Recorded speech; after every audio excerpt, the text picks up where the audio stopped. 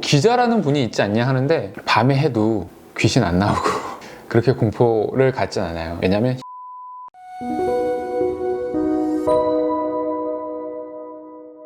안녕하세요, 친절한 동주쌤입니다. 네, 오늘은 흉배과 선생님이 들려주는 역사 수업 시간 세 번째 시간으로 돌아왔는데요.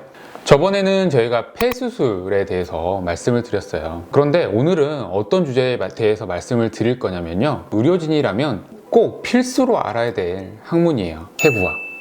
아마 학생 때 이 해부학 책을 가지신 의대생이나 의사 선생님들 보면 이 해부학 책이 너덜너덜해질 때까지 공부를 해요. 인체는 너무나 신비롭고 정교하죠. 아무리 좋은 카메라가 지금 있지만 우리의 눈을 따라잡을 수 없을 정도로 눈은 굉장히 정교하게 만들어져 있고요. 이제 우리 몸에 이런 신비롭고 정교한 것을 기본으로 배울 수 있는 게 이런 해부학이죠. 그래서 이런 해부학은 단순히 책으로 보거나 이렇게 해서 배울 수 있는 학문이라기보다는 실제로 이제 경험해 봄으로써 이제 배우는 것들이 훨씬 더 중요하죠. 이게 실제로 언제부터 우리 사람 인체에 이제 해부를 시행했으며 어떻게 했을까, 혹은 이 역사가 어떻게 될까에 대해서 한번 얘기를 해볼게요.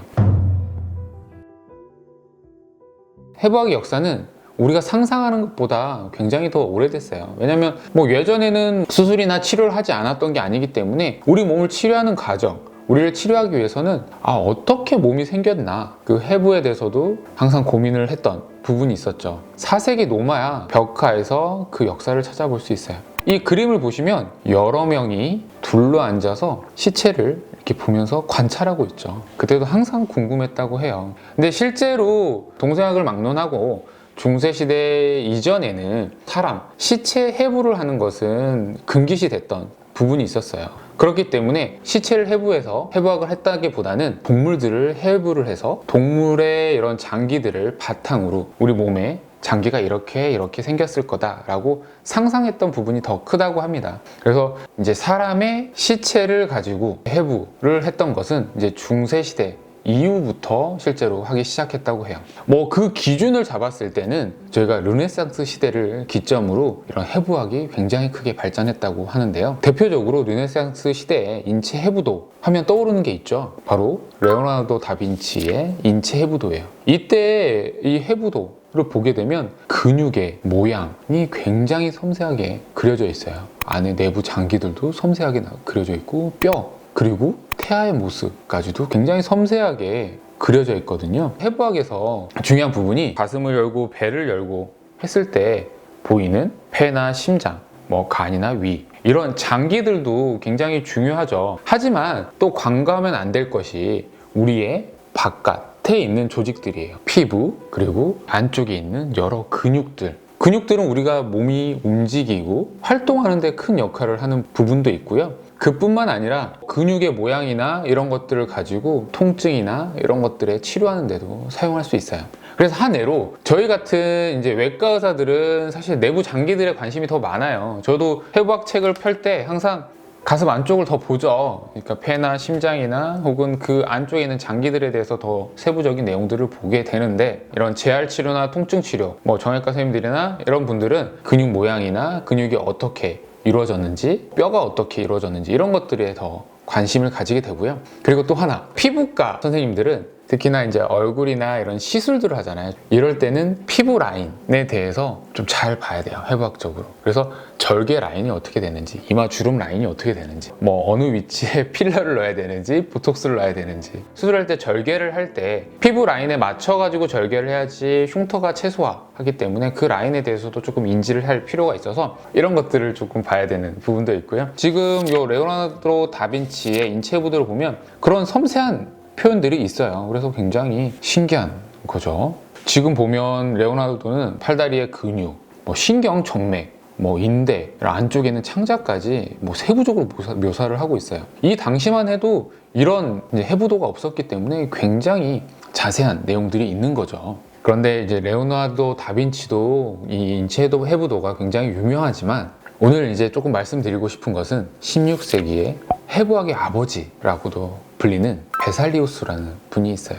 이분은 벨기에 분인데요. 이제 파리 대학에서 이제 학교를 다니고 해부학 교수를 하셨어요. 해부학 실험을 하기 위해서 실제로 공동묘지에 있는 시체를 훔쳤다는 이야기도 있어요. 베살리우스가 엄청 많은 이런 시체 해부를 하면서 1543년도에 출판된 인체 구조에 관한 책을 통해서 각 뼈, 뇌, 흉부, 신경, 혈관 등에 대해서 이런 인체 해부학을 발전하는데 큰 역할을 한 분이죠. 그래서 인체 해부학이 발전하면서 이런 해부학적 구조가 인체에서 어떤 역할을 하는지 연구하는 생리학이 탄생했다고도 합니다. 이 덕분에 어떤 기능 장애가 어떤 구조적 변화와 동반에 나타나는지 연구하는 이런 병리학도 발전하게 될 수 있었다고 하죠. 그래서 베살리우스의 해부학은 중세의학의 수세기에 걸쳐서 과학적인 학문으로 자리 잡을 수 있는 최초의 이제 토대를 제공했다고 하죠. 근데 이제 재밌는 것은 중세시대에 이런 해부학에 있어서 그러면 우리 카데바라고 있는 시체를 구해야 되잖아요. 시체를 구하는 기본적인 방법은 첫 번째는 사형수의 시체를 썼다고 해요. 사실 많은 대학들이 있는데 해부학 실습하는데 부족할 거 아니에요. 그렇기 때문에 그 당시에 가난한 사람이나 이런 사람들의 시체를 사기도 했다고 해요. 근데 그 부분에서 좀 재밌는 게 이제 지금 사형수나 가난한 사람들 이제 하층민이죠. 하층민의 시체를 대부분 이제 해부를 했기 때문에 배를 열었을 때 우리가 스트레스를 받게 되면 우리 몸에서 코티솔이라는 스트레스 호르몬이 분비되게 돼요. 그 스트레스 호르몬을 분비하는 기관이 부신이라는 우리 신장 뒤쪽에 있는 기관이 있거든요. 그런데 이제 하층민이나 사형수 같은 경우는 만성적인 스트레스에 시달렸을 가능성이 크죠. 그렇기 때문에 대부분의 이런 시체에서 이런 부신이 커져 있었다는 거죠. 그런데 간혹 상류층의 시체를 해부하게 되는데 그런 경우에는 부신이 작아 보였다는 거죠. 그것 때문에 부신이 커져 있는 게 이상한 건데 대다수가 부신이 커져 있는 걸로 확인돼서 오히려 정상 크기가 이상하다 해서 그것을 가지고 부신 매소증 이런 병명이 나오는 좀 재밌는 상황도 벌어졌다고 해요. 근데 이제 근래 들어서 이런 해부학이 점점점 발달하면서 유명한 외과 의사의 공개 시연으로도 진행됐다고 해요. 표를 팔아서 극장에서 시연할 정도로 대중들의 관심을 얻게 되었는데 얼마나 신기하겠어요. 현대에서 라이브 서저리 이런 수술 시연을 하는 것이랑 좀 비슷하다고 볼 수 있는데 여러 사람들이 지켜보는 가운데서 시연을 했다고 합니다. 17세기에 기독교적인 사고관, 동양에서는 유교적인 사고관 이런 데서는 이제 인체를 손상시키는 거에 대해서 좀 터부시한 부분이 있었는데 17세기에 있어서 어떻게 이런 해부학 실습이 가능했을까 하는 게 궁금하시죠? 당시에는 종교적으로 시신을 훼손한다는 것이 금기시 되었지만 해부 대상 자체가 대부분 이제 유죄 선고를 받은 처형된 범죄자였기 때문에 사형수였기 때문에 가능했어요. 그런데 예전에는 그렇게 사형수나 사실은 돈을 주고 사는 경우도 있었지만 현대에는 이런 해부학 실습을 어떻게 하냐? 현재는 주로 이제 기증을 받아서 하게 되거든요. 근데 최근에는 그 기증이 줄어들고 이제 대학들도 많고 하기 때문에 항상 이런 카데바가 부족한 경우들이 많아서 경우에 따라서는 한 조에 진짜 엄청 많은 수의 이제 인원이 실습을 해야 되는 경우도 발생할 수 있겠죠. 예전에 드라마 보면 해부학 실습하면 되게 공포 분위기 같잖아요. 영화도 있었죠. 해부학 교실인가? 불 꺼놓고 실습하면 보이지도 않고 하기 때문에 실제로 불을 환한 상태에서 하고요. 해부학 실습은 낮에 시작해서 밤에 끝나는 게 일반적이고요. 일부러 안 보내주시는 것 같기도 하고